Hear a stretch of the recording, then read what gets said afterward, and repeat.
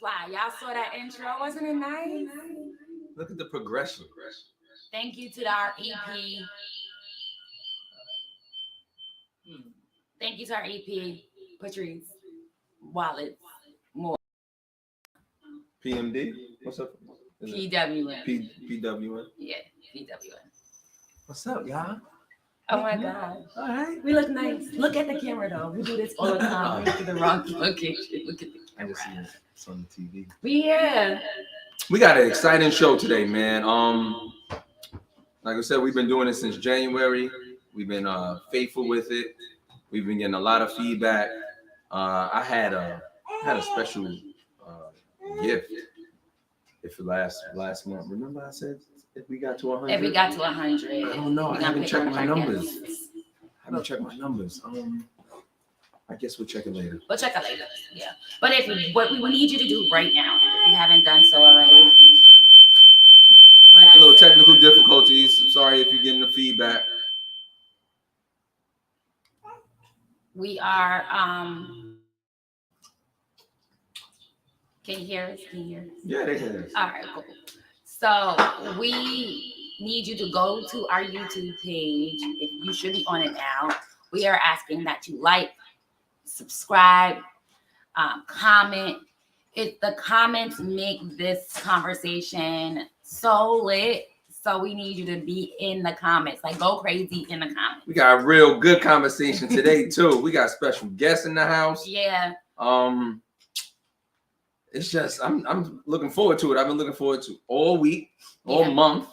Because we got to decide what is going to be our next topic. And it's like my wife said, it comes from the comments. So we went out to dinner one night and we had mixed couples. We had married couples and single couples. Well, single people in relationships, because if you're married, they say you're still single. Mm-hmm. But that's just for married people. And we was like, do you remember how it was when you were single? And do I remember? I remember. I remember. And we was like, well, how is it different from today? And we got a bunch of questions. We're going to hit the panelists up. We're going to ask them because they're the ones in it. 2 episodes ago, was it 2? 2 episodes ago. We broke down being single. And what it was like for us. So we said there's you're single and you're ready to mingle. Mm-hmm. You out Which is there, like dating. You don't have no, it's like dating. Hey, you ain't looking for nothing. You're just having fun, right? And then you're single and you're dating yourself. That means basically to me, you tired of what you was dating with. You ain't find no success in that dating field. And now you're going to take some time for self. You're going to read books. You're going to do self-help, whatever the case may be. You're going to go to the dinner and the movies by yourself. Maybe getting your word. Getting the word, which I've done. Not the word part. Sorry. I'm still working on that. But I dated myself, right? And then I'm back in the dating field and I know what I'm looking for. I know my non-negotiables. I know what I'm not going to stand for. And I'm looking to get married. I want something more. Mm-hmm. And if it's not marriage, then I want this committed relationship with this person. And it got to be a mutual agreement between the two. Because that's how things get messed up anyway. Yeah. And I think we had an opportunity to have a conversation last week about challenges.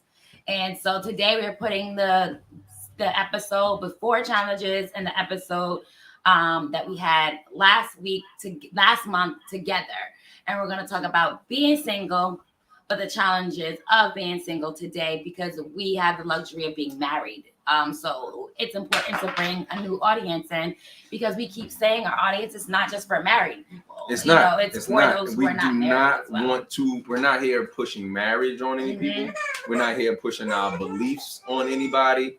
But we are speaking of testimony.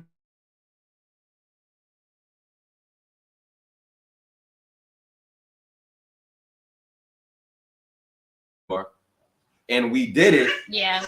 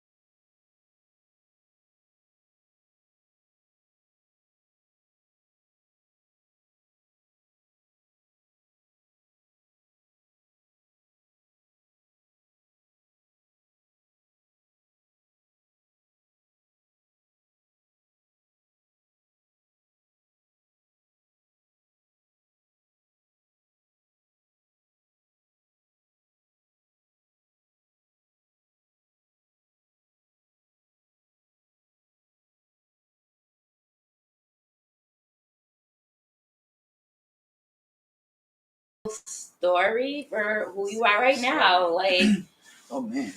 So as you said, Michael Brantley, I'm here. So my single story.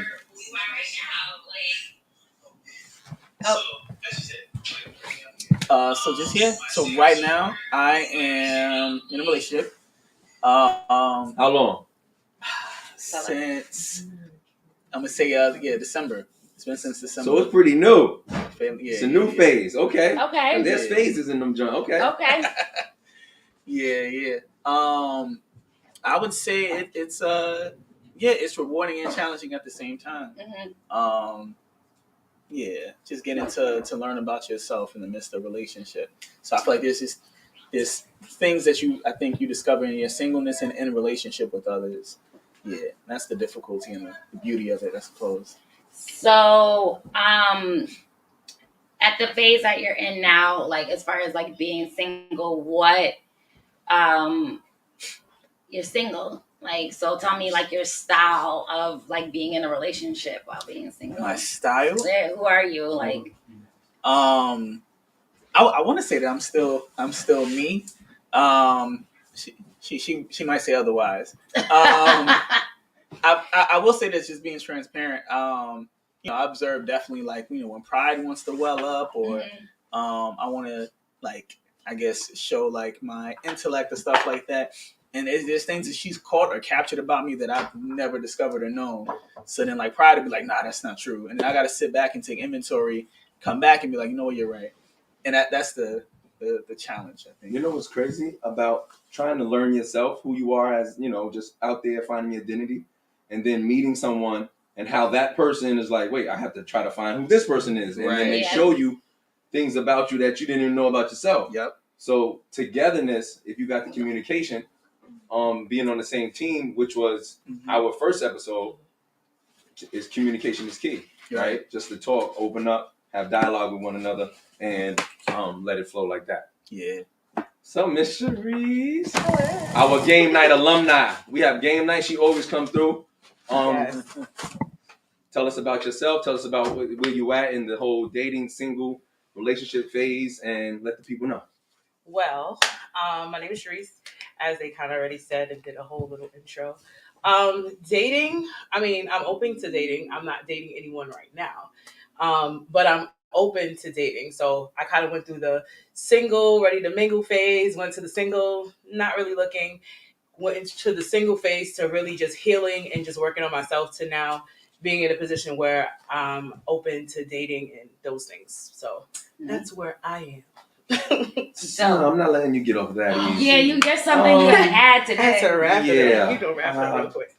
I'm ready. You're ready. You're looking. She's open to dating. You're open. So within the first 2 minutes of a person, what is something that would completely turn you off, and what's something that would actually trigger you to be like, I'll give you another minute?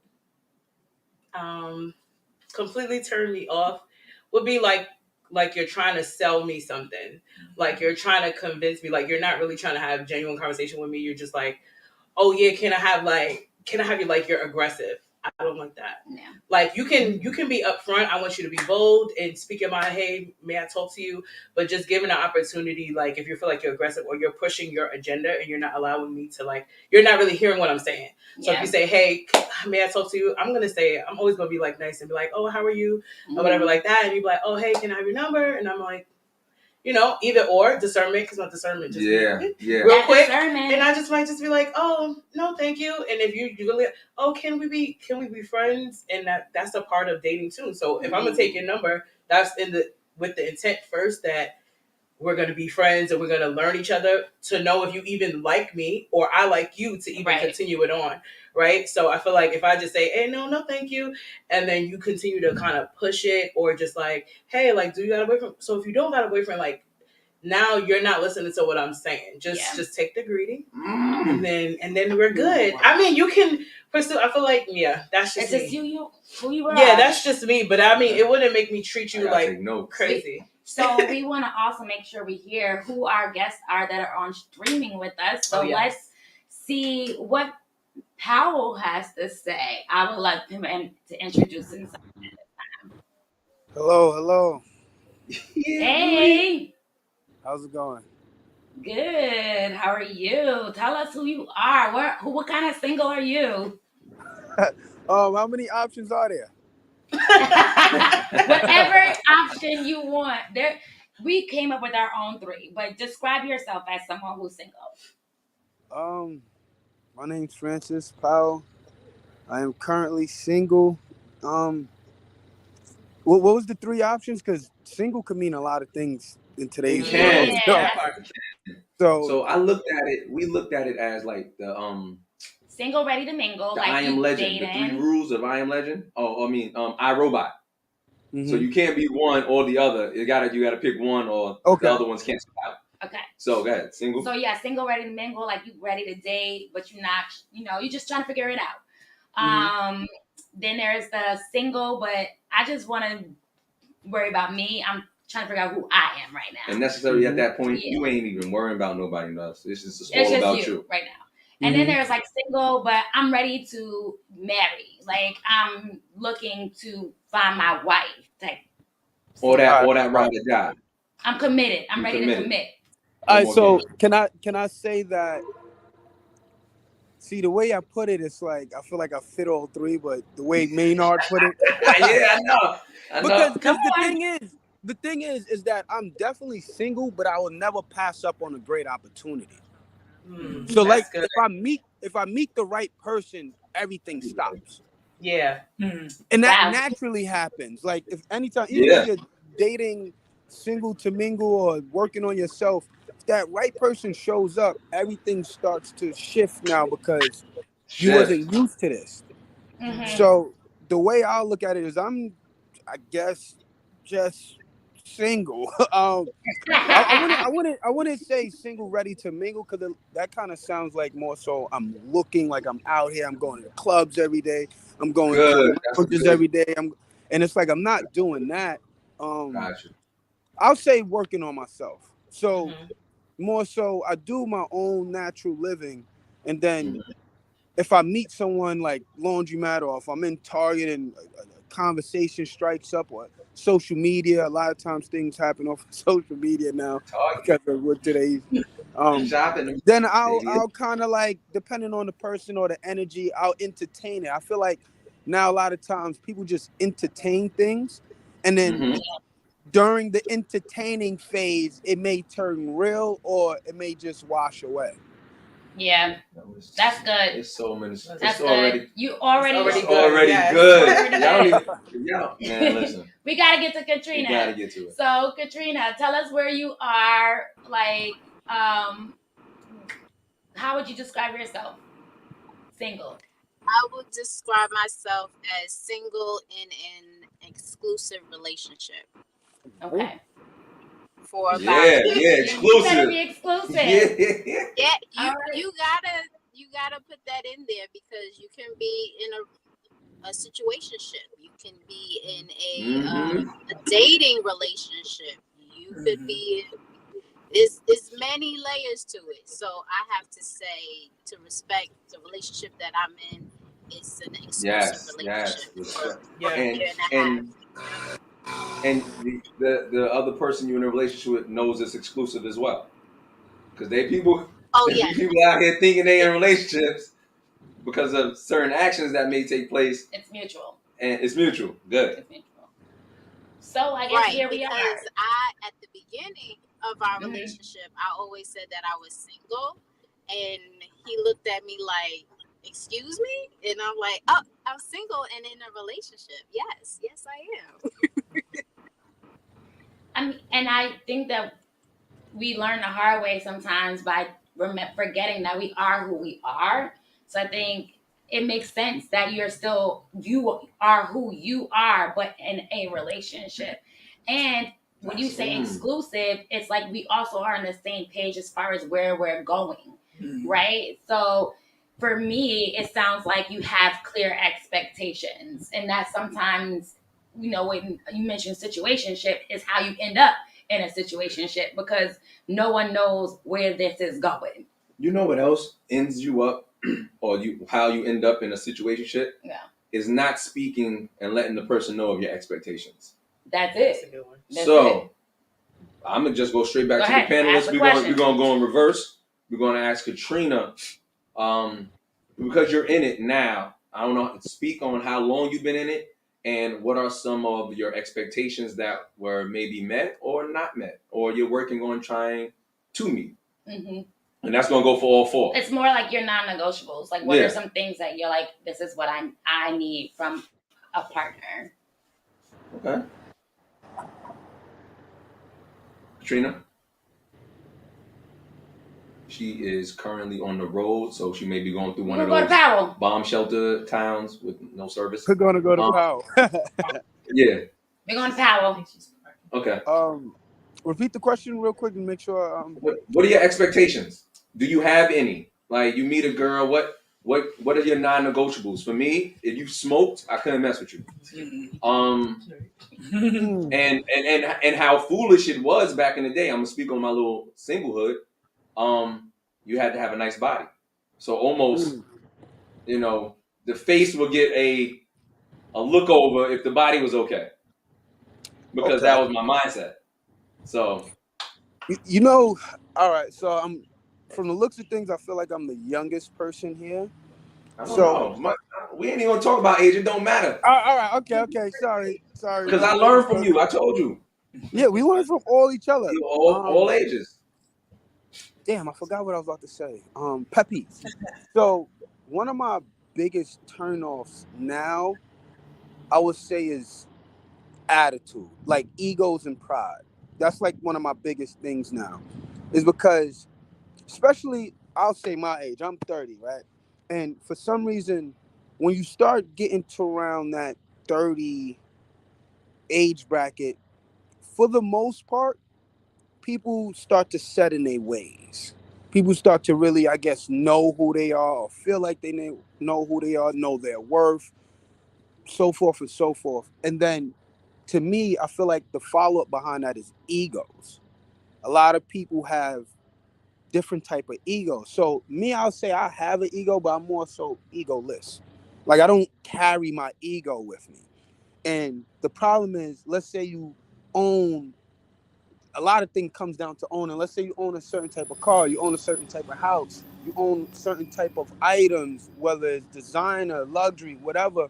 People have these egos, and then they want you to treat them the same way they believe that's going on in their head without us getting to learn each other. Like, I'm supposed to meet this girl and already know how to treat her, already know how to speak to her, already know all these things because of her ego or entitlement.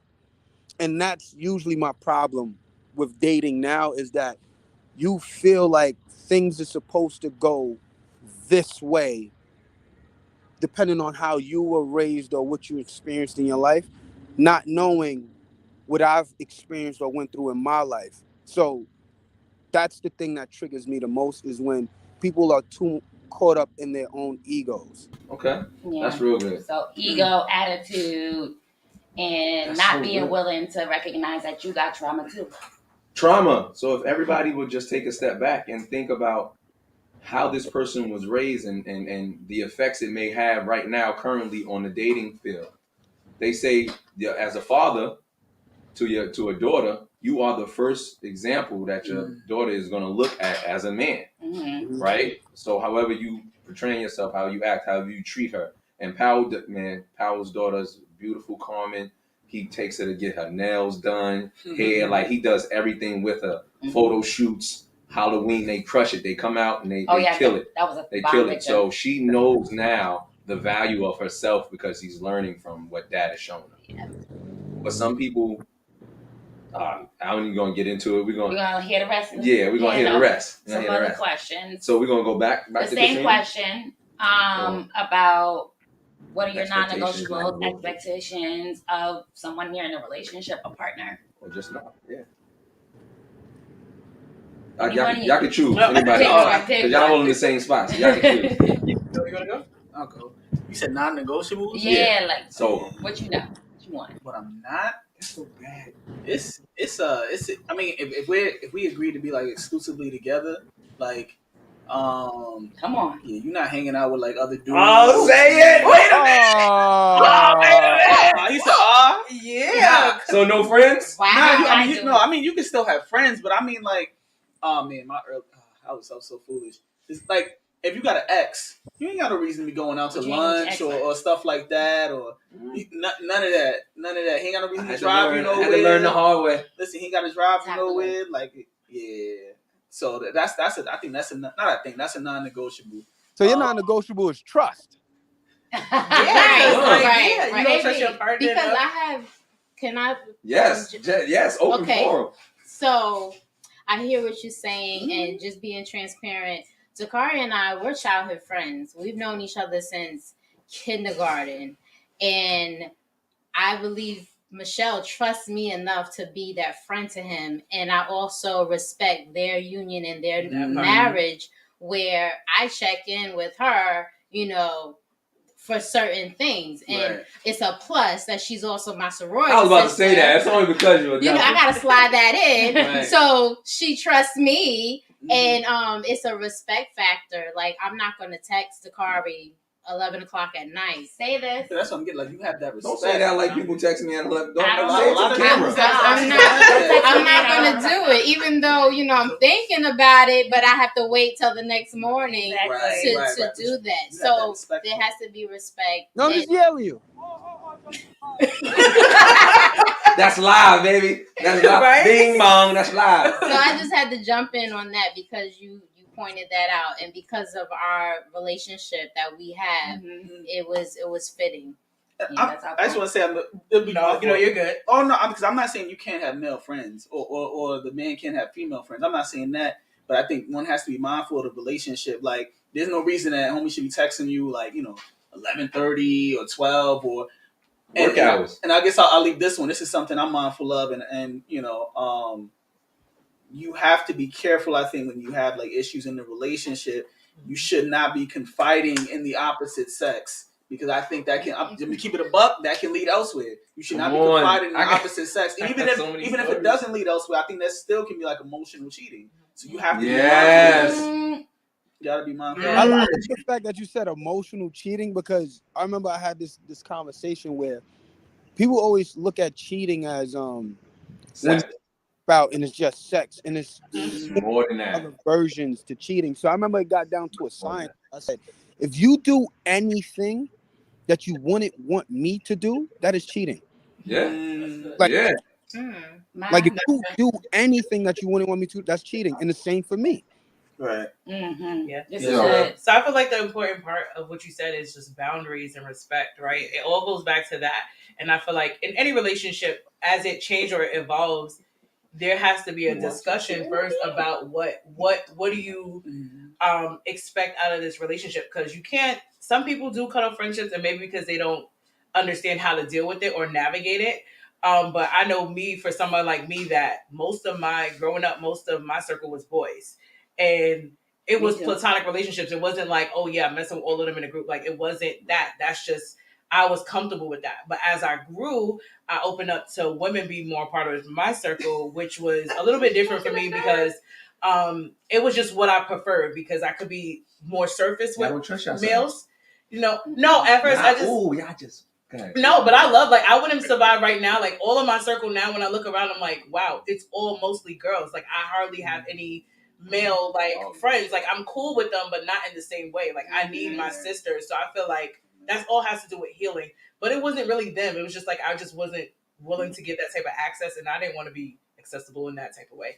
But anyway, that's just another story for another day. But I would say, like, it's about boundaries, because like if at one point I was engaged, and if my partner, he had to be comfortable with me, like, being like bringing my friends into it, like, this is my best friend, and I brought him in situations to where he would be able to have conversations with them outside of me to get to know them for himself. Like, I'm not just telling you, oh, this is my friend. No, like, this is my boyfriend. I'm bringing around, this is my fiance. And they formed their own relationships, and it was cool. It was not an issue, really. So I feel like it was just, reaffirming him, the role that he plays in my life, and that I'll never affirm go against that. Yeah. So I was just affirming him. So good. Affirm him. Yeah. God, I'm gonna let you go first. It's back to us. No, so I mean, I would love to hear the other non-negotiables or expectations that you have before jumping in, but this is real. So what I've heard is,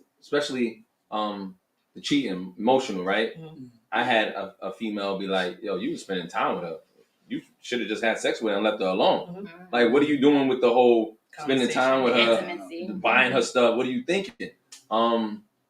Michelle, I gave her like a list of, "Yo, these are my friends. Like, these are the people you don't have to worry about at all." But I also told her, like, "Yo, I'm not comfortable with this one because of me. Maybe not her, but I won't be talking to this one." Yeah. I think also, like, he's really good at, like, saying, "Oh, there's this friend. Now it's a new friend." I'm like, I don't know this friend. The like, word friend in itself. I don't know this person. Right? We're quick to label people as friends when they haven't earned that title. Right. That's an associate. So they probably just an associate. Yeah. Mm-hmm. So That's good. Yeah. And then emotional, I think, to get back to that, your conversations do change with that male person, right?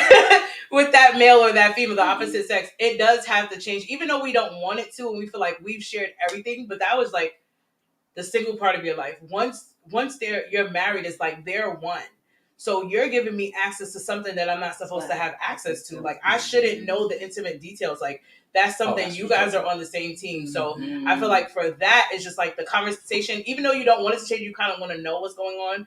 I usually try to gear my friends towards, because I have friends in different seasons, but most of my friends are actually like getting married or engaged and things like that. And what I was telling them at a turning point in our relationship, I was like, you need married friends too. Like, I'm always going to be the civil one. I can still be a support to you, but you need married friends as well to have those discussions and know what to talk about, because you guys understand it in a different way. So you might have it with a conversation with another wife. You might not get in detail, but like, hey, if you were in a situation, like, how did you handle that and stuff like that, or go to get counseling or whatever you do.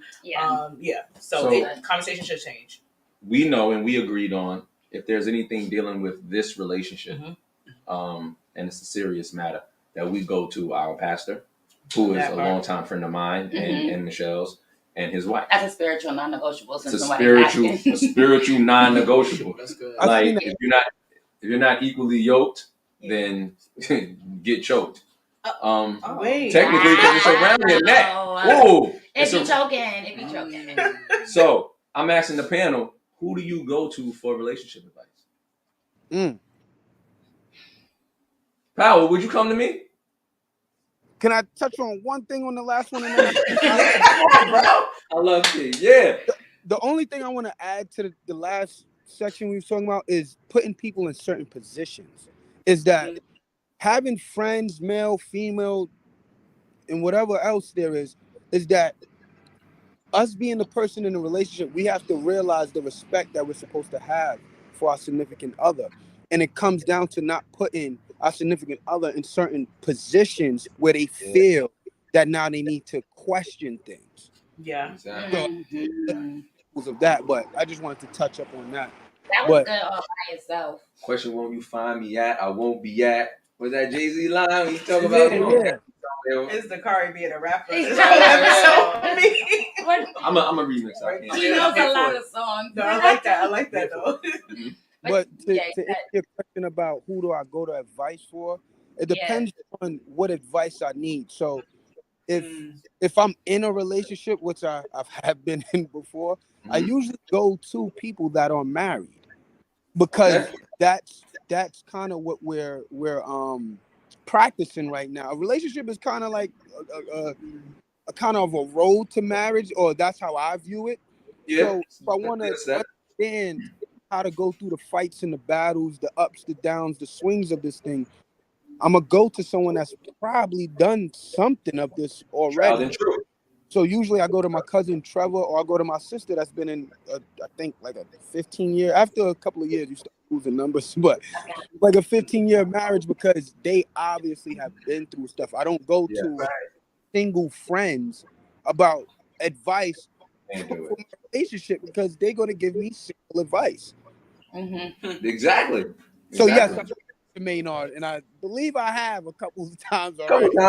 We can talk. How about y'all? Where you go to? don't know. I'm very real with myself, so I know already. It's like I feel like a lot of us, we know the things, but we want somebody to either agree with the idea that we already came up with, or we do want somebody to confirm what we kind of already know. So I feel like when you go to somebody, you kind of either have an idea of what the correct thing is, and you want somebody to either agree with the idea, or you want to kind of be oblivious and want that person. So it depends on how you go. But I usually relationship advice, I mean, I have spiritual mentors, so I can go to them as well, and I just have realistic conversations. But for the most part, I know. Okay. Like, Okay. You got it. Like, You yeah, got it. I kind of know, like, I know what I want. So it's just like, I don't need. I know. I really don't need. Yeah, if I make a decision to like talk to the wrong person or something like that, like I consciously made that choice. Like I've been there, so I just like that makes a whole lot of sense. So I go to my therapist. That's right. Have that a part. therapist. Nothing wrong with it. I go to the Maynards. I go to my pastors. Mm-hmm. My pastors, they're really, really real. I look at them as my big brothers and sisters. They're in a marriage, and they're very transparent about their marriage and their journey. So it's easy for me to share with them and to get insight from them. Yeah. So those are like the main core people. And I go to my partner because I have to speak to the person that I'm in that relationship with. So I go to him. I speak to him, and I ask about, suggestions and what do you think about this? My non-negotiables, they're I want to be with someone who has a spiritual life. I'm not looking to be a first lady or have a pastor. However, I want someone that has a higher power that they are honoring, who reverence, who respect, and praise to when they have rough times, because we are human and we need guidance. And I need that person to have someone or have a higher power that they're going to go to.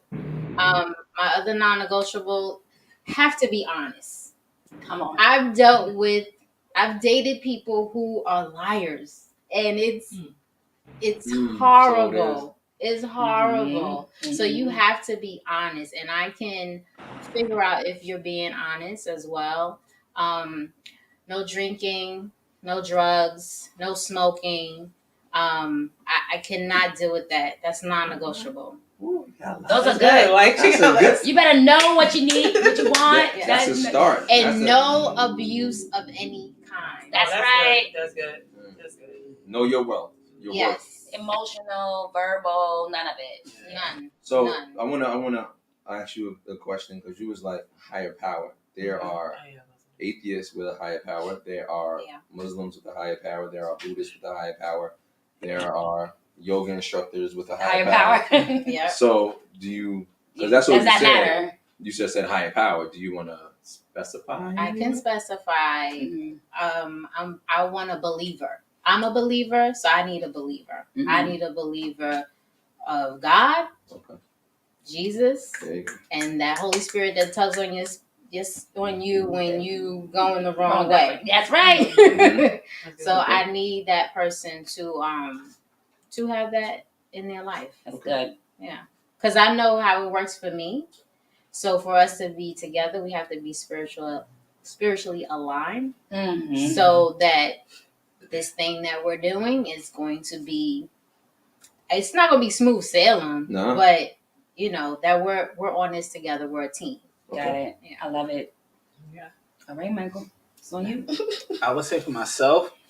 So previously, I used to confide in my boys, and I learned that like I'm very transparent and honest, so it can get annoying for the person because it's like okay, you told them this, you told them that, you told them. So I was like, all right, cool, can't repeat that again. So not like, and then I learned also that like men think like men. So I learned like sometimes if I go to them, I'm like, they're gonna say, well, my ears are itching to hear. So maybe sometime I'll share certain things with them, and they're in relationships as well, my closest friends. So maybe I'll share certain things with them, but for the most part, I usually don't. Like I'll usually like sometimes I do, but what I'll do is I'll pray, I'll talk to God. Usually the Holy Spirit been vigorous lately. So like I be hearing it almost instantly when things happen. I'm just like, all right, cool. Torn up. Right. So now I gotta go and talk to. Sometimes like I will definitely confide in brothers in the church, who are married, who definitely have, what I learned in speaking to them is like have similar experiences, and then it's like, okay, I'm not in this thing by myself, and okay, this isn't so awkward or weird, and I think that helps because when you kind of seclude yourself and you don't allow yourself to speak, you feel like, oh, you're like an anomaly. You're the only person that goes through this, but you find that it's quite the You're opposite. Yeah. So I guess we're at this point where a lot of people would like to know, like, what are the challenges that you are experiencing being single, whether in a relationship, exclusively or not? What are the challenges that you're experiencing? We had a pandemic. Like, we forget that, we got a chance to be married through the pandemic and we had our own struggles. Like, what was it like being single through a pandemic and the challenges that you experienced? Well, before you jump into your challenges, you said honesty, and I've always thought that there's a difference between honesty and truth. In a question, be honest with them. Yep. But being truthful is him coming to you and saying, "This is what happened." And the biggest thing, one of the biggest things with me and Michelle is, don't let your partner find out from the outside. Just right? tell me. Like I think I was having lunch with Crystal. Crazy in these streets. I think I was having lunch with Crystal when we first dated. Somebody, and it was like the Karis at the bayou outside having. Like, but I already knew. But you already knew. Yeah. So it was like. Oh, okay, well, he went with his friend to eat. So challenges. What haven't got questions on here? And when you don't speak, you lose the ability to speak. So you gotta express yourself. Yes. From Liano. Yes. So, and then the truth hurts, right? But if a man or a woman is truthful to that person, let them get over the hurt. They'll respect you in the long run, right? Don't hold on to things. My brother Liano just spoke. He said, not failing to speak is not speaking at all. Yeah, and then you lose your voice. You lose your identity as a part of that too. So but that all goes back to, I think, one of my non-negotiables, which is like really just having that relationship with God, right?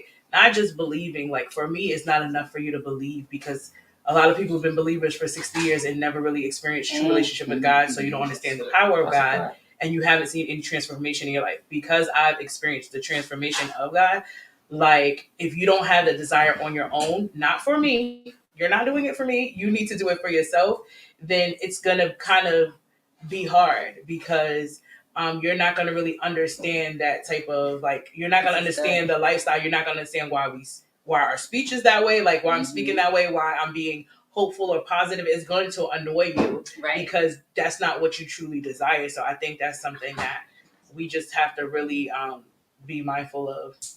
That's so good. Oh, and in truth, like, because in your relationship, that's what I was really getting to. In your relationship with God, when you're in a relationship with God, it causes you to confront those hidden things. So you begin to become transparent and honest with God. So, like, that's a part of your lifestyle now. So you don't even have to strive to do that, because it's been a part of your lifestyle with God. Like, now you're honest with the people, any relationship that you're in. So that's why, like, that's one of my main non-negotiables is that. And then just healing, like working on your inner healing with God. Those two things, if you do that, everything else I think falls in line after that. Like, the other things I can knock off, it can. But if he's transforming you, if he's like chiseling away at you, then like there's nothing. I mean, I can put things on the list, but they'll naturally kind of begin to fall in line, and we can make those things as we go. And I think that kind of goes right into the last question that I asked, right? Because that's something that probably kept you during the pandemic, like being single, right? And so, like, what are the other challenges that you may have had, or maybe how you overcame or had been overcoming while being single? Maybe Quick vote. How many of you guys were in, like, lockdown? Lockdown during the pandemic. Like, you were not a first responder, so you were home. I mean, for the first part. Yeah. Okay. For the first part. Yeah. So first part. So I mean, Powell, you was out there. You was still out there. So I know everybody got their time, but if you wanted to speak too, I know you've been chiming in.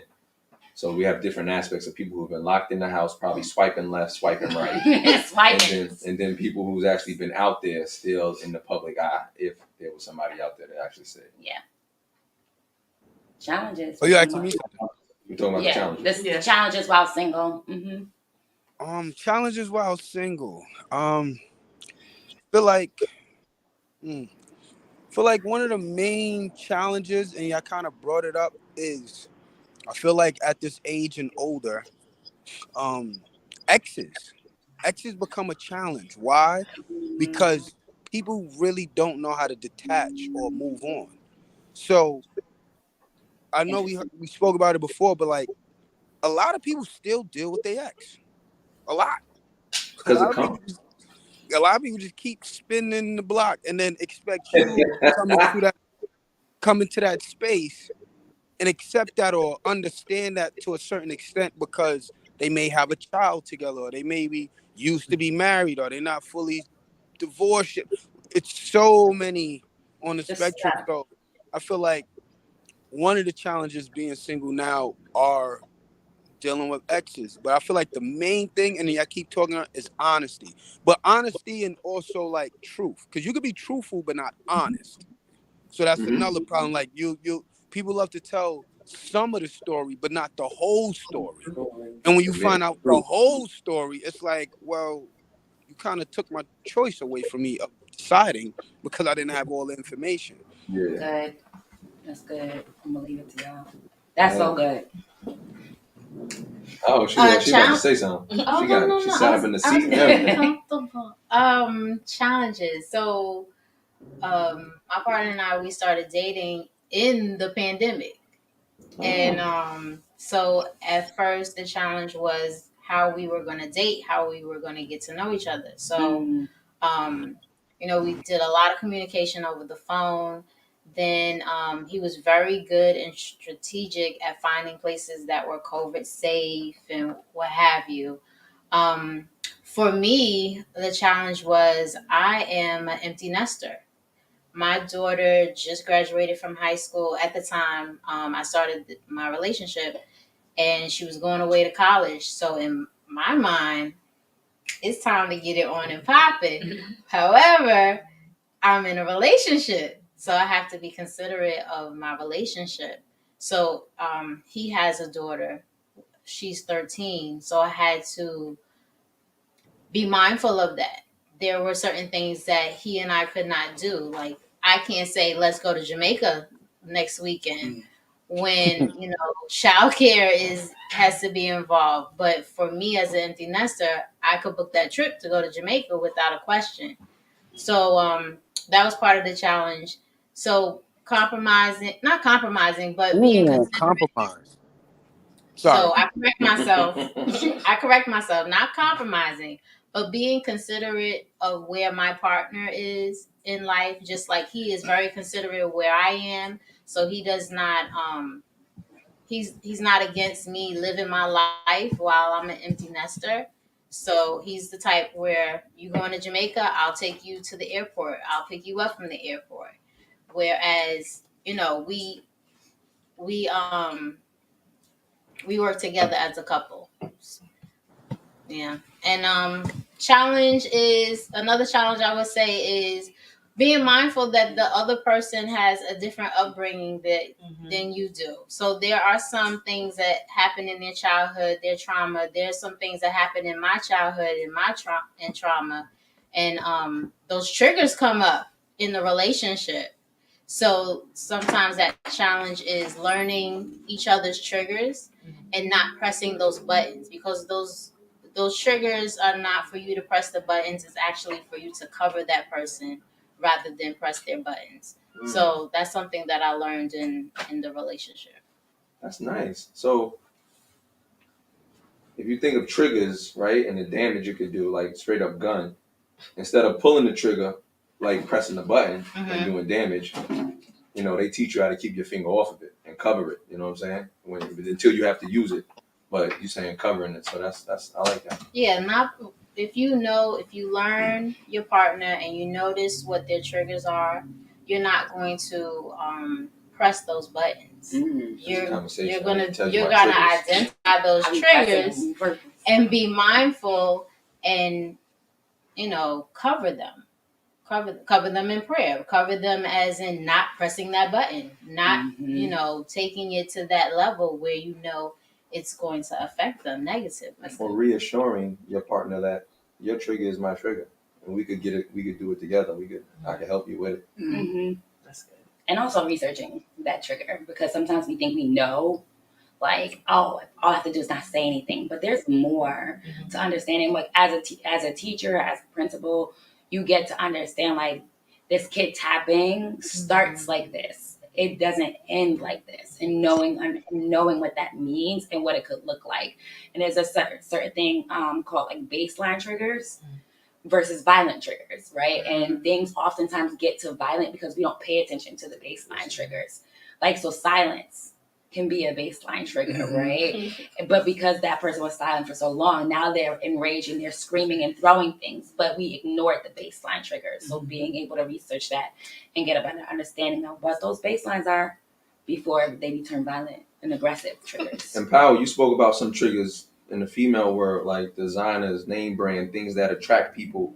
And if anybody, male or female, are focused on those things, then down the line might turn into, well, this is what I want. And they get used to you those got the triggers. money, won't you buy it from me? And the type of demand or responsibility your partner could ask of you, which goes under our expectations. Like, I expect you to pay my bills. Right. I expect you to. I ain't gonna name brands because they don't pay me. But all the letters and stuff that people wear. Anybody else want to chime in?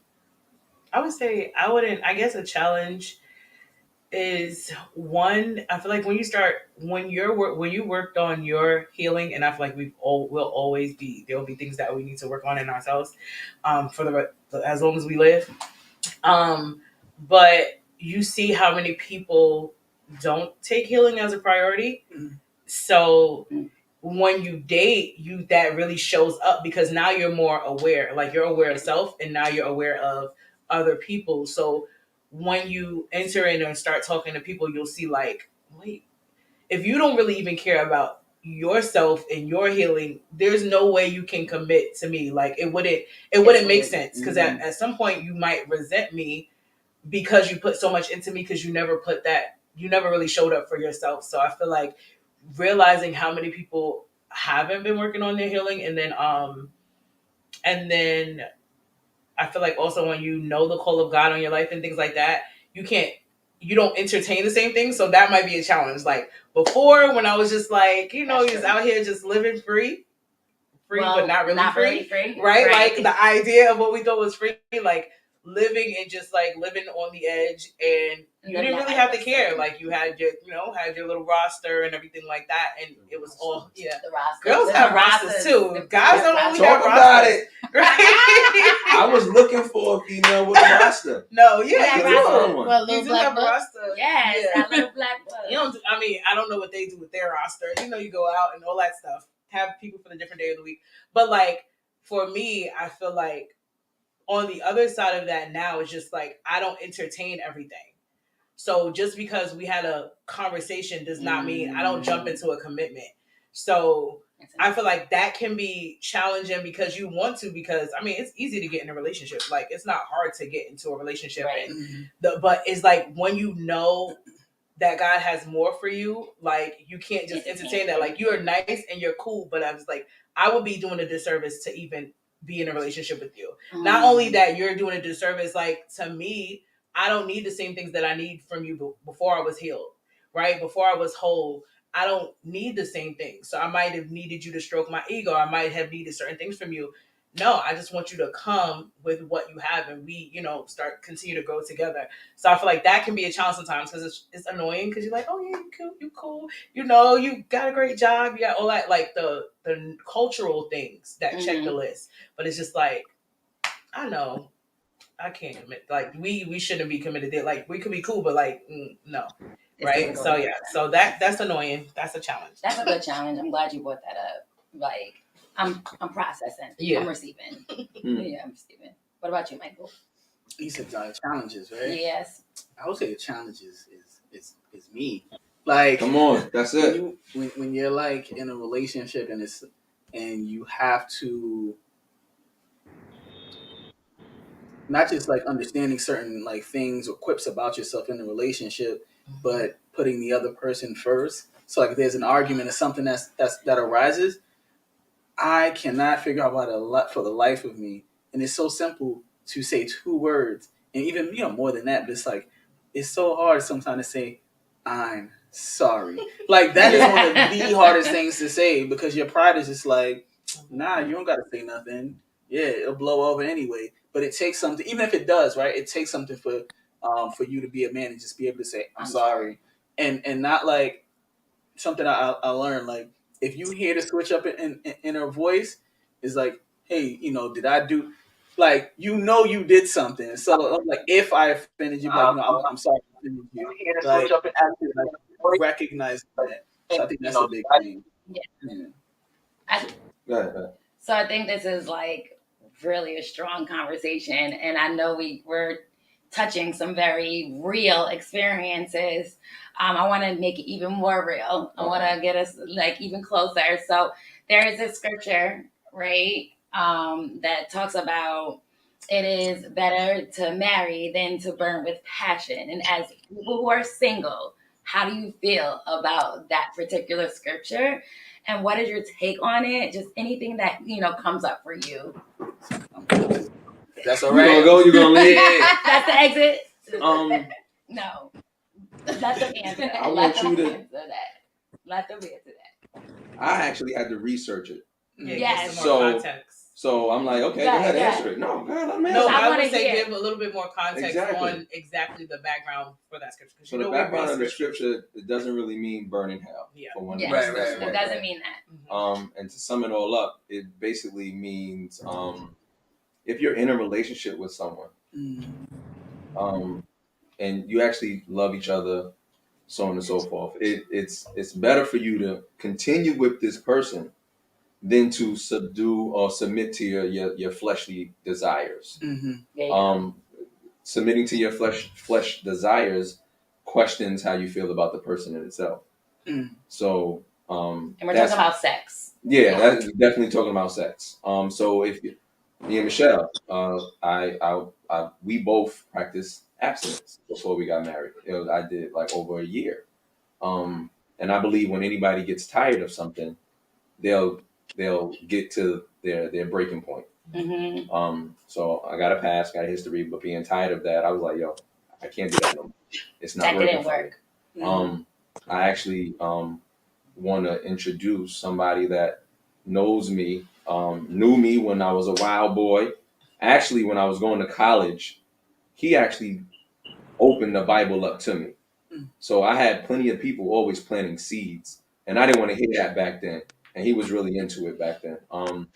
He also has been married. He also had children. So some of the dating things with children is difficult. Now single again. And now he's now single again. So he could speak on every aspect. He's been watching. This is my brother. Without him in my life, I don't know how I would have been in college. Like my whole life trajectory would have probably changed. So I want to introduce Cam Butler to the set. Hey, how you doing? Give us a little background on you, Cam, and answer the last question for us. The difficulties and the scripture. Break it down what it means to be married or burn with passion. Well, I'm gonna answer that question real quick because it's kind of simple. Burning with passion is just like a fire. Fire will burn only so long, and it's gonna go out. It's only gonna be able to burn when it has something to attract it or something to basically make it flame. After so long, it's gonna go out. Just like a flesh benefit. When you do something like you eat ice cream or you eat candy, it's only gonna taste good for so long. So when you're talking about flesh benefits or when you're talking about burning with fire and passion, it's only going to last so long when it doesn't have a good direction. It doesn't have something to make it continually quench. So I've been there before. Give you a little background about me. Me and him basically were like best friends in college. We met each other in church. This is the funny part. We had a lot of people that basically wanted him to meet me. A lot of people wanted me to meet him. We never met him through each other. And when we finally seen each other, we knew who each other were, but never knew each other. So we kind of met each other at church through his family. He was at the church with me as well. He stayed with me for a while. Um, Me and him both went through a lot of things, basically relationships, people, females, things like that. And we did a lot of talking, even from various relationships. He was in my wedding. I was at his wedding. Um, we basically, we talked about everything. So we have a lot of experiences that were similar. We basically talked and walked each other through a lot of relationship situations, ups, downs, valleys, peaks, everything like that. We also talked, like I introduced him to the Bible, and basically, guess what? Even when I strayed, he basically got me back into it. Even when I was going through my divorce, it was really a tough thing for me because basically, I always wanted to be just one and done. Mm. So, it didn't work that way, but eventually, I got a good understanding. From a standpoint of just being single, one of the biggest things that I do now is I understand where I came up short, and I had to really get to that where I didn't make the good strides or be where I needed to be. So I had to pick myself up, and you have to be honest with yourself when it comes down to that. Nobody's perfect. Superman had kryptonite. You have to understand where you're weak at. So if you don't understand your weaknesses and you can't explain it to that other person, they can't make you whole or they can't keep your weaknesses away from you. So that's one of the biggest things. A relationship do or don't for me, just like he said, for smoking, things like that. Even being equally yoked, that's a understatement for a lot of people. We can all say, yeah, we all love God and things like that. We all have relationships, but our relationships are on different levels. Some of us actually really have that different type of relationship with God, where basically where we're asking questions that you just don't, we're not just asking, oh God, please this. You're asking the things that you really want to know, that you need to basically get clear understanding from. So you have to be careful when you say you're equally yoked with somebody, because yeah, they can understand where you are, but guess what? You guys might be on two different levels, and you might need to slow down to let them catch up. So it gets to that. I've been there. I've been in a relationship, and this is the funny thing about my relationship. She was a Jehovah's Witness at one point.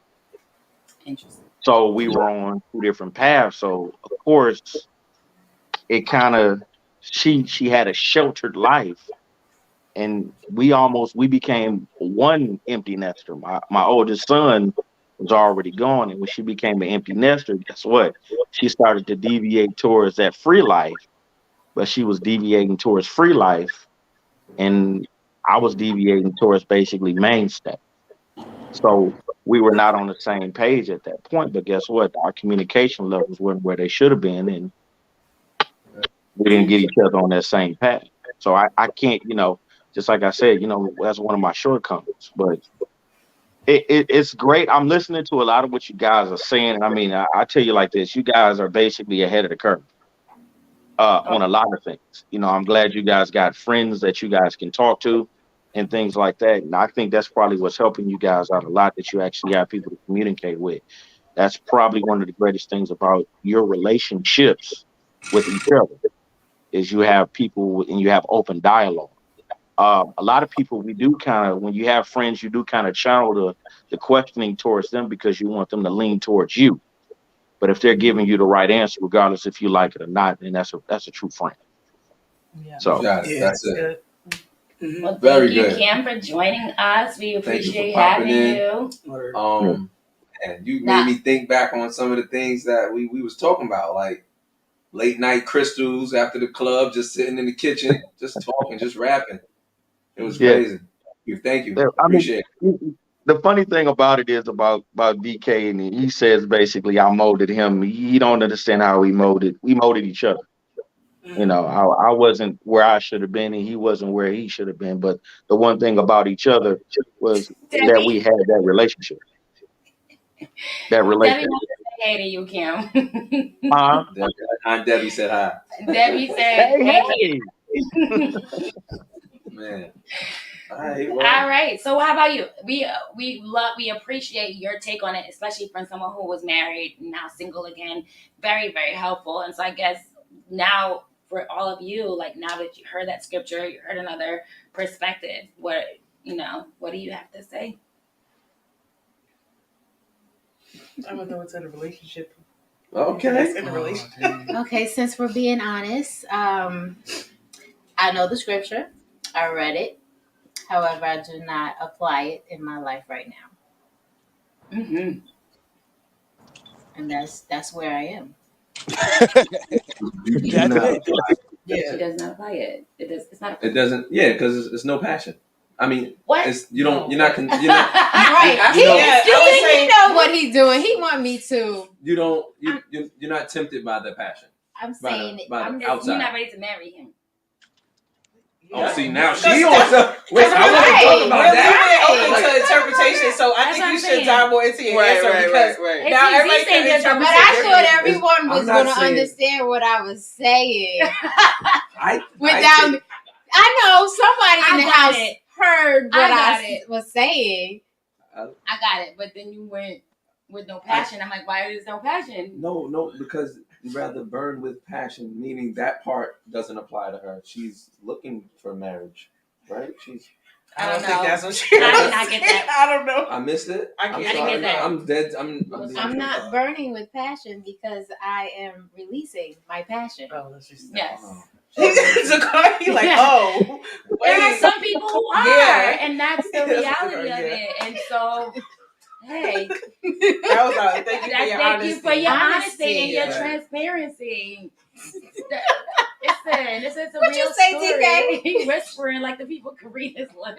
They can't. Thank you for your no. Okay. We were there once, and so it's not like we were abstinent before marriage, but we first started dating. That was not the story. So the reality is, everyone has not everyone, but most people have been there. And that's Oh, I get it. Katrina. That I get doesn't it. mean that is someone else in their relationship. Yeah. That's just the relationship that I have, the history that I have. That's where I am right now. Mhm. But That there's can been change. times, I've been celibate for 2 years, right? There's been times when I have subdued to passion, Mhm. and that has put me in a horrible place. Yeah, it Mhm. does. Horrible It does. place. However, where I'm currently right now, I got it. I'm I got good. it. I now. do not You good. apply. I got it now. I really do got it. Thank you. Thank you. That's what I thought you meant, but I didn't want to misinterpret what you were saying. Thank you, sis. Thank you. I picked it up from John. I was Yeah. Look, they all got. Anybody They, else? But that's how you can they see all. always They all one got. that Interpretation jump gets in, crazy. you They know. all brought up in church. Yeah. They all He got said, brought up in church. I'm I'm out. still. Hey, listen, I got what she was saying because of how she cut it off. You can tell in her body. Yeah, language. like read between the I lines. put a period at the end. A big Yes. old. Yeah, I can tell. All right. All right, Mike. Oh man. So I stayed. Oh, that's my fault. You're supposed to leave a long time ago. No, I ain't gonna lie. It's challenging. I haven't always been abstaining in like past relationships, and so like it's challenging because it's like hey, what's up? But it's like you have to refrain. Like you have to exercise self-control. And that really means like being intentional and being honest with yourself first and foremost. And not killing yourself. By that I mean it's like sometimes because the passion in and of itself is not wrong or the desire for this person. However, I think when we allow our thoughts, like the enemy will be like, yo, you're evil, you're wicked for having them thoughts. Mhm. Like, oh man, you want to do this, that, and the third. You want to, take it down, like all that stuff, right? And so then, right, now keeping it real, right? And so you have to. Not a song, not a song. He said, take it in quarter real quick. All right. Sorry, listen to it. But not and so you really have to take a step back and just and really like take self inventory. And yeah, you have to refrain as best you can. And sometimes the other person is stronger than you, which is great. And I think you have to be honest to be like, yo, like I'm not always strong in this area, especially when you've indulged in the past. So in the present, it's like, oh shoot, I should not be doing this. And sometimes you really have to tell yourself, I can't indulge in it. So yeah, that's my answer. They make up all types of things too. You should lie to yourself. Yep. This is okay. I But got a point with that though. I got a point with that. One of the biggest things about sustaining from those type of situations is how you put yourself in position for that to happen. Yeah. I've heard one of you guys are an empty nester. Company at the house is probably going to be a complete no-no if that was what you were trying to do. Refraining from private quarters or things like that. Yeah, you get yourself in position for things like that to happen. So I mean, it's really according to where you are and who you are with.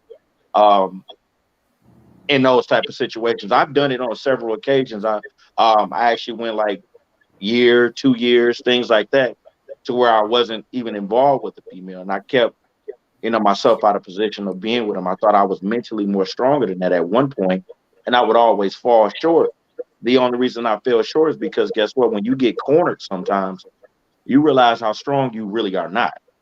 So putting yourself in the position, you tell a female like, yeah, I ain't gonna do nothing to you, and you get caught into a corner or a bad situation, and yeah, you really realize how many times you can take a punch before it actually knocks you out.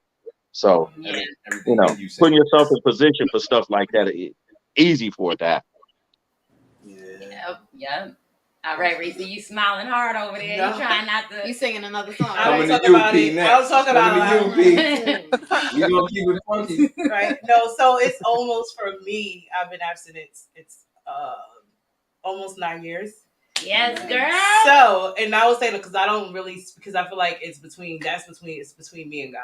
Yeah. And I feel like people hype it up, especially like YouTube, like everybody's doing videos on this and all this stuff like that. Mm-hmm. And I just started speaking about it only because I know that there's people that really want to know, like it's possible if you want to, but understanding the reason for me, it was more so submitting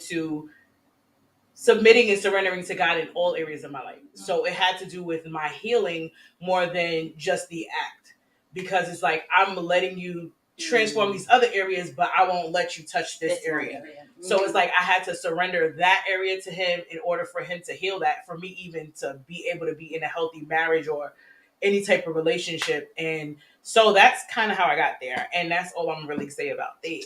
So all right. Period. We learned our lesson. We're not saying nothing. Now that's a personal relationship right there. That's a relationship.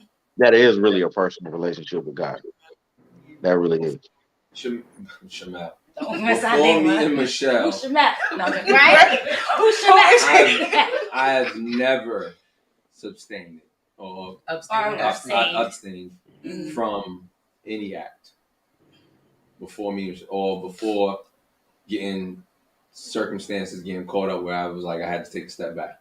Mm-hmm. So Powell's coming up next, and I think you said it, like no one ever actually kind of put their foot down about it either. And that's what he wanted.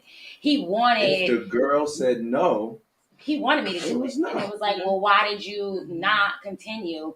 Because you always feel like, oh, but they're going to go find someone else. Oh, well, go find someone else. Mm-hmm. Like, that's what we have to be okay with. That if they're not willing to go on the journey with you of being abstinent, then it's okay. And we know the meme about the red flags.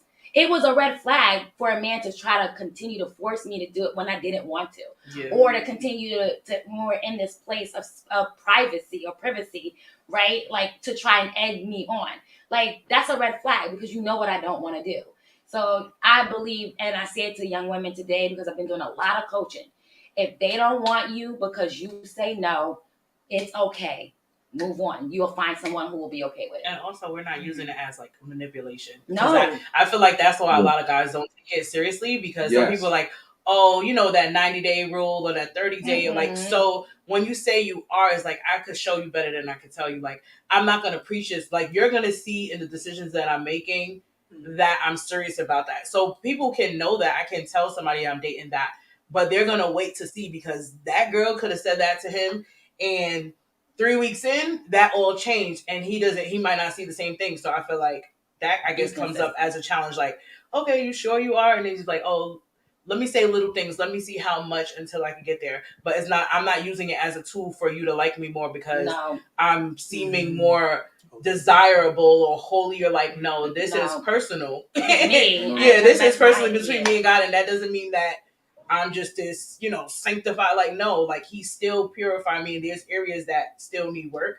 and this doesn't make me better. It doesn't make you less because you are indulging it. Like that's kind of like on the table. So yeah, that's good. And on the flip side, for guys, we're taught. Thank you.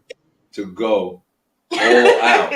We're taught that the things that we have taught. If our father hasn't sat down, even if our father sat down, right? It's about you do it. Like, as long as like the whole no thing is fine. You don't disrespect. You raise like that. But that was our objective. Even if we weren't plotting or scheming, and we weren't like a wolf or a thief in the night. It wasn't like that. But I wasn't taught to say no. I was so. Yeah. But I also tell people now, the younger brothers, like, if you have an opportunity and we're so worried about that opportunity, I gotta smash. This is the moment. It's gonna go down. But if you said no and took your time, that female is not gonna run away. More than likely, she's gonna respect the fact that you respect her, and you'll end up getting it later. But Can I ask a question? I've never. Yeah. I'm sorry, not to cut you off. Because I know I'm supposed to be next, and y'all gonna hit me. Yeah, you are. But I know I've never practiced abstinence. I've had short bursts compared to y'all. But I wanted to ask the guys that practiced this before, what's it like when a woman comes on to you wanting to do it and you say no? I can speak on that. Yes, I was about to say, because when I was practicing, I've been in that position before where I don't want to deal with somebody, and now I'm gay, or other things of that nature.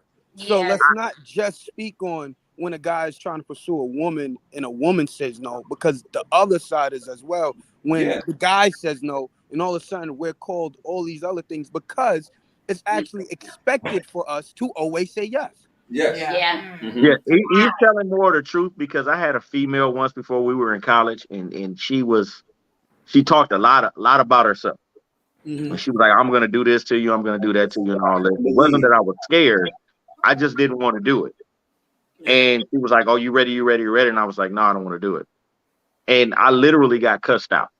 Yeah, and I got cussed out, and she never really spoke to me in a cool way after that. I don't know what she said about everybody else, but literally she would see me, and like, if I'm going left, she's going right. Yeah. So I've been chewed out in situations like that. It wasn't a cool thing either. I mean, at first I was like, well, she'll get over it. Nah, she never got over it. Wow. It was just like, it was my fault. Something's wrong with me. Yeah, I've had a female before say something was wrong with me.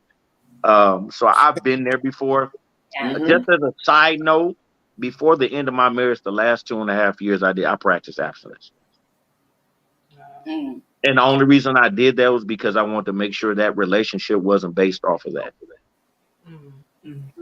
So I wanted clarity of it, and I got a lot of clarity from it. Yeah, that's a weird thing for guys, though. It really is. It's a whole new world now. If you start practicing this, I feel like you just have to be secure in your decision. Like, I feel like it reveals, just like how he said, it gave him clarity, but it also reveals people to you, like how much we use that as a communication, like the sexual aspect, and allowing people to be them. Like, okay, if you feel that way, that's not going to change my stance. Like, I'm going to stand firm in that. So there are people, even if they're not pressuring you, a lot in the beginning, I didn't share about it. One, because it was personal to me, and then two, I didn't know how it would be received, right? Not even from somebody that wanted to talk to me, but just the opinion of people. So just like the opinion of the person that maybe is trying to pursue you, it might just be a test. It might not even be about that person.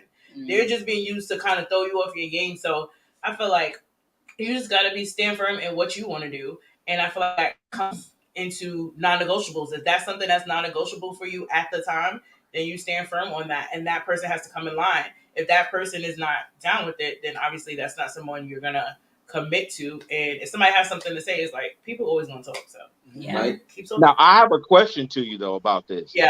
What was the longest it took a guy before he asked you about sex? And what was the shortest it ever took a guy to ask you about sex? Even though you've been practicing for 9 years, I want to know. It comes up in conversation. Like, I'm not weird about it. Like, I feel like because I'm a person, so I don't know a time limit, but it could be like short because I have real conversations. So I'm all about, like, I don't know, because I grew up around guys, I can chill with you, hang out with you, have a conversation, and we can talk about everything. So it can be as early as 2 weeks in, and we're having a conversation about abstinence. We can have a conversation about, it's not like, oh yeah, I'm trying to make you be this, but this is my lifestyle, and I'm letting you into what I'm doing, why I decided it. And it's just like good conversation. So I've never had a negative experience with it. I feel like kind of it's weird because I feel like it draws people to want to talk to you more. And I think it's really kind of like the chase. They think that they might be the person to kind of like do that. Okay. It's a game. Yeah. It's a game. Okay. Yeah. Okay.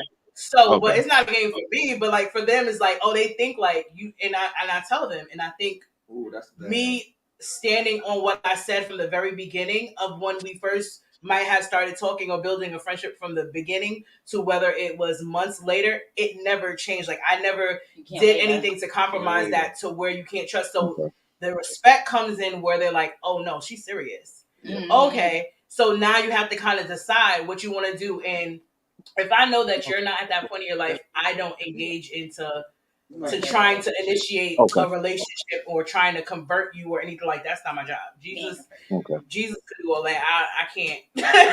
I can't. So I've never really had that issue, honestly, like when it comes to that, because I'm open and honest about where I'm at. Also, to piggyback off of what DK said, men were taught. I was taught by females. That's a form of expression. That if I really wanted to show you how affectionate or how I felt about you, I needed to show you sexually. So I learned that from females. So it was a way, it was a form of using less than words, a form of body communication, if you want to call it. So I was taught that by females. Yeah.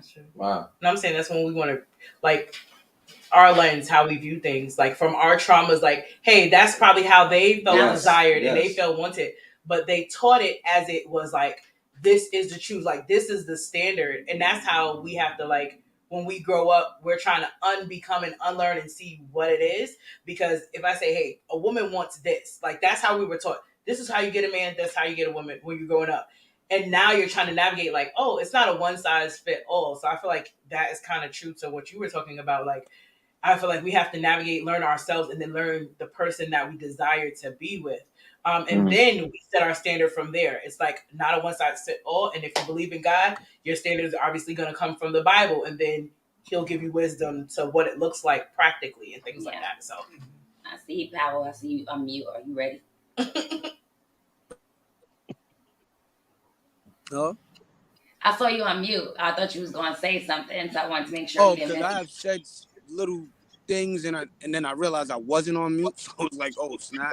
I know. Apologize. Good. Come on. Wait, I'm lost now. Where are we? We were talking. Well, you were finishing up the answering that last question about the scripture that you posted, which was around. Oh. Yep. You know. So, marriage or hell with passion. Like burn with passion. Burn with passion. Burn with passion. Hell with passion. Say that again? I was just repeating what you said.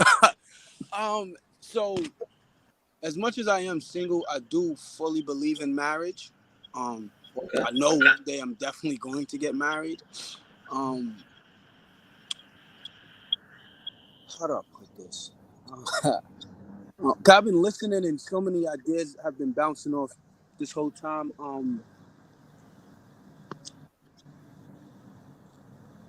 Can you ask me the question again? Just to make sure I We can got. always ask you Wait, the no. question. Break It's a down lot. the understanding of it again, because I feel like I'm trying to If you're remember what it dealing, means again. so if you're in a relationship with someone and it's real, you're moving well, everything is going Mm-hmm. right.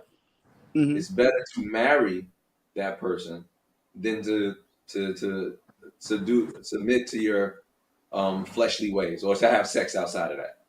Right. Like, let's say if the woman Because was practicing abstinence and it's going good, just because you're not getting sex with her doesn't mean you go have sex with somebody else. Yeah. To fulfill that need, that it's better passion. to marry It's better to marry. than Oh, it is. that's the question. I had a completely different understanding of it.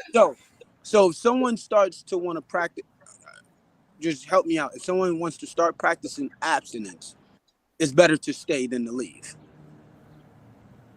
I wouldn't say that. I would say if you was in a relationship with that person from the start and Mm-hmm. it was abstinent. Because But we the key believe that part is abstinence, right? the key part is Yeah. absent because in the word it talks about how you're not supposed to have sex before marriage, right? Okay. And so there are many people who, in being single, are making this choice to not have sex before marriage. And so the objective here is like, well, instead of us having sex because we passionately care about each other, we are going to marry, versus having sex. Does that help? Got it. Okay. So what is your take on that? Like, I would say I'll speak for now because I don't know who I may change into, and I only say that because I've changed plenty skins along the lines. As of right now, I can't see myself marrying without the passion being involved, because That's good. for me that would be a huge question mark. And I don't want to make it sound like it's the only question mark that's a huge question mark, because there's other question marks that people skip all the time and jump into these big committed relationships. And then when you find out these underlying things, that also when those question marks get answered, that alters everything. Like we said before, like upbringing. A lot of times people don't dig in to how someone was brought up, how they were raised. It's just off of physical appearance, of religion, how you dress, things you like to eat. And it's not until you find out who the sister, brother, mother, father, uncle is and what they've been raising with them. Or it's usually when a kid gets brought into the picture, now all these other things come out. So I will say right now in my life, that part is one of the big question marks that I wouldn't want to leave out before marriage, because let's say I do wait until marriage and then find that out. Right now in my life, I don't know how that may dictate things. Okay, now Okay. my question to you is, hold on. Hold on, Listen, me and jumped on that. my question to you is, what are you going to find out? What are you looking to get out of it from her? That's the questions that you need answered. So I would say for me, I'm big about experiences. I'm big about enjoying whatever I'm partaking in. Okay. So whether it's food, clothes, traveling, whatever it is, I like to enjoy it. If I'm not enjoying it, I therefore won't do it anymore. Okay. So I'll bring it back to that. If it comes to a point where it's not enjoyable, then it may dictate things. I'm not talking to you. I'm talking to Okay. so Okay, I get you now. I get Oh, you. like, go ahead, babe. I think it's really good that you're saying this because it's one of our conversations that we have in marriage. Because one, we did not date for a very long time when we first dated, in the first experience, and then we were abstinent, right? Before we got married. And one of our conversations is always about sex because we understand that sex in marriage is worship to Christ. And so it is a responsibility for us to have sex, right? And it's interesting because if he didn't have so many sexual partners, he wouldn't have high expectations for me. Mm. It's so many people and so many sexual experiences that he indulged with that he actually has expectations of me that he probably shouldn't have of me. And I think that that's something that we don't even realize when when we're single and we have this question mark about whether or not, this person is going to be the person that I can have sex with for the rest of my life. He wouldn't have any other experience but me. He wouldn't know what sex was like but me, with anybody else but me. And so it would be that we would learn and grow together in that sexual experience. But now he has to almost get rid of everything he learned about sex from everybody else and all those soul ties in order to find the joy in having sex with me. And that's taking a lot of undoing. And so if I can say to anybody who's single, the reason why it's super important to not have so many sexual partners is because you're now putting all those experiences on this person who you actually want to be passionate and love and in love with, but they can't meet your expectation because you had so many. And so that's something that we're every day having conversation about, almost every day. Well, I will. I'll let Cam go first. He's good. Okay. Okay, D, D, you know I have something real personal about you. I'm asking you now, can I say it? We're open. Okay, before he got married to you, me and him had this conversation. I don't know what I said. Listen, and he was so scared because of what you just said that he didn't know if he was going to be comfortable. We had this conversation, and it's funny because it does play a factor because it's just like rhythm. He was so in a rhythm with everything else that he did that he had to change his rhythm for you to fit you. Man. And it was crazy because when he was talking about it, I really couldn't give him an answer. But the only thing I could really say is if you love her, you'll find a way. That was it. Well, I will touch on it that I've learned in my life is that before it used to be very physical, what turns me on. Now what turns me on is mental. Starting to evolve. Yeah. Yes. So I can see how someone can stimulate you mentally. Yeah. So it doesn't always have to be physical. And that's why I say I don't know what I may grow into, because who knows, I may meet a woman one day and she can stimulate me mentally for a whole year, 2 years, 10 years. I You just said a woman. That's exactly what you're looking for, too. A woman.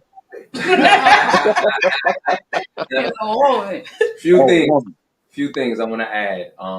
Michelle spoke about experiences. We're also perverted by porn. So guys, we bring that up, and what I've learned and what I'm coming to believe or understand is that even in our best movie, right, it's a performance. Everything is not like on TV.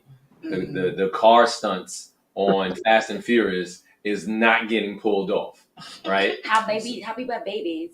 How people have babies. I thought she was going to be screaming out of her, crushing my hand, doing all that in the delivery room, and she was breathing and she took it like a champ. A couple of pushes out. So what we see on TV have perverted our minds in a way that this is what we believe everything is supposed to be. And talking about sex as well, a lot of guys bring up, I got to test drive it before I get behind the car.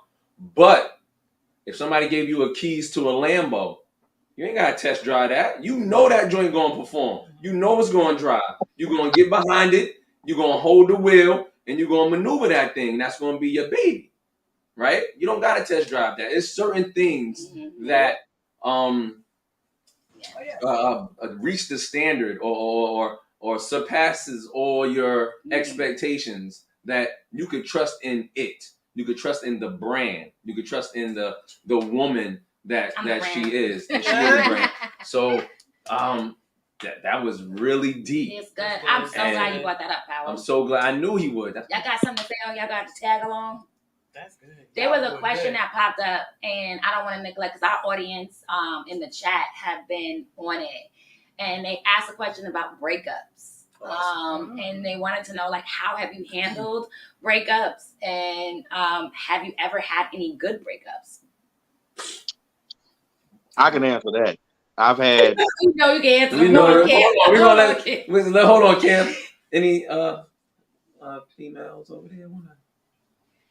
I had some good breakups and I've had some bad breakups. I would say my most recent breakup, I would say it was a good breakup. It was mature. Okay.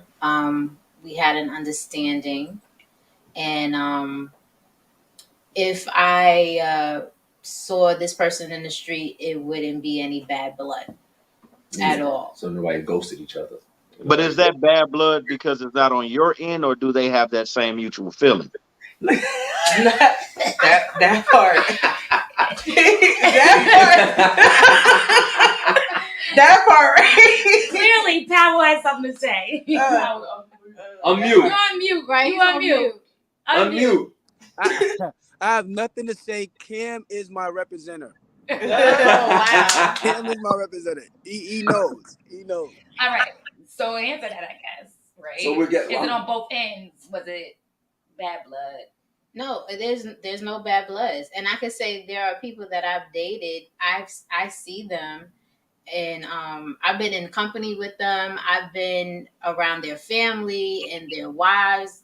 So there's no bad blood, because if there were any bad blood, I wouldn't be in their company. So Okay, now good question to that too. Even though you believe it's no bad blood, do you think sometimes they're trying to one up you? no, Okay. I haven't. You can genuinely tell sometimes. Right, because It's time. I'm gonna say we live in Mount Vernon. Mount Vernon is 4 square miles. So I know, I've been there. we are bound to see the people that we have dated in our past. Mhm. And I could say the people who I've dated in this town, I could say what's up to them. They could say what's up to me, and it's all good. I don't feel Okay. like no one-ups or anything of that nature. There's a respect. We are grown. We have children. Some of them have moved on and gotten married. So there's respect. There's respect. Go ahead. We're going. Go ahead. The reason to say what.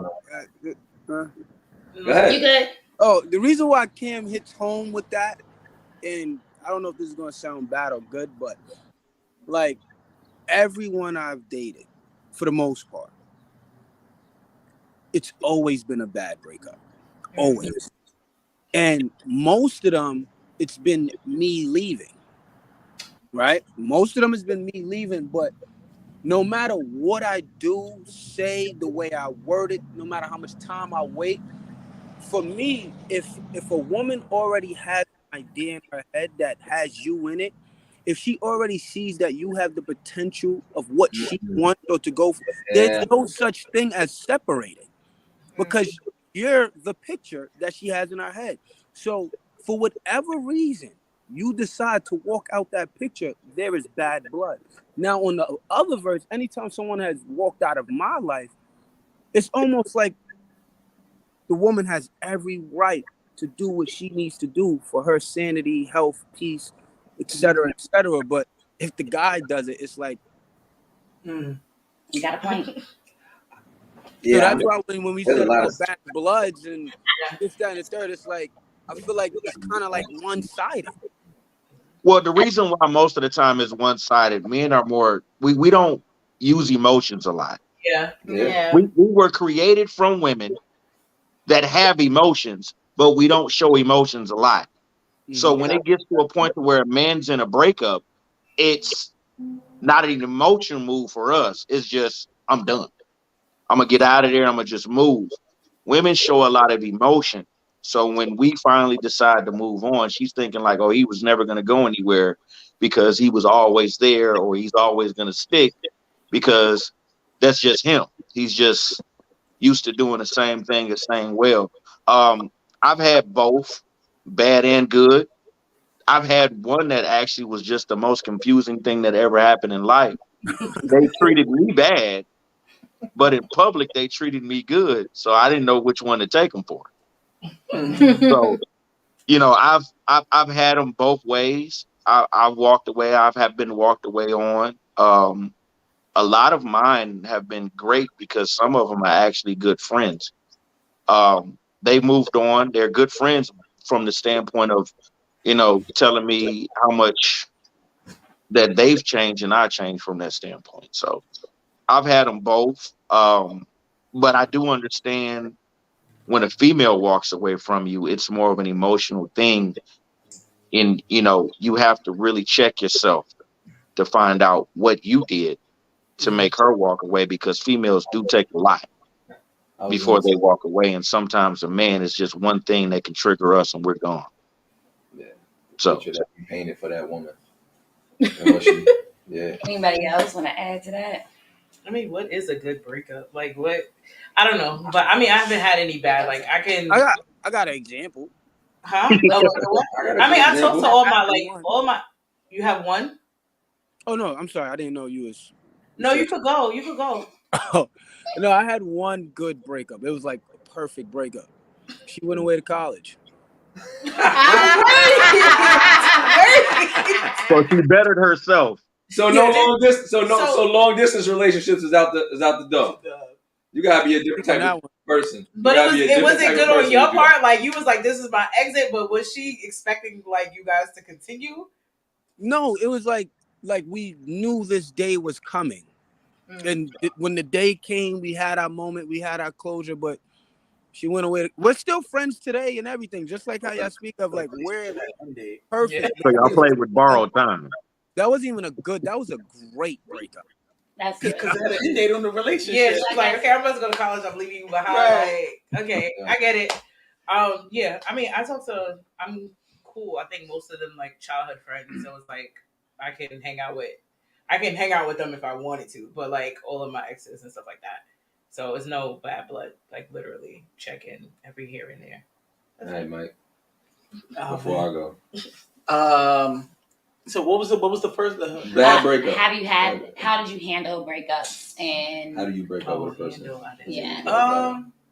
And then the ones. So it's crazy because I definitely like I broke up with someone, and then just to be transparent, the inception of the relationship was like sexual in nature, like the flirtatious part of it, and so she hit me up after, and I was like, yeah.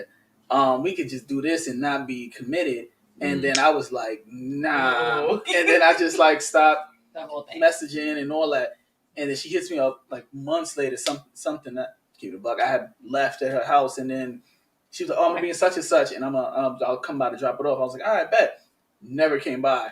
And so that's when I realized I was talking to my boy. He was like, yeah, she probably, but you was on some nah. And I was like, got it. And so I guess it's just like you think sometimes it's good on your end, but it's like you can't. It's like it's once you like end it, it's kind of like you want to like maybe you want to check in and see how the other person is doing, make sure they're okay, but you can't. No, if that makes sense, right? You can't check back in because it's like she needs she needs to heal, and then you checking in.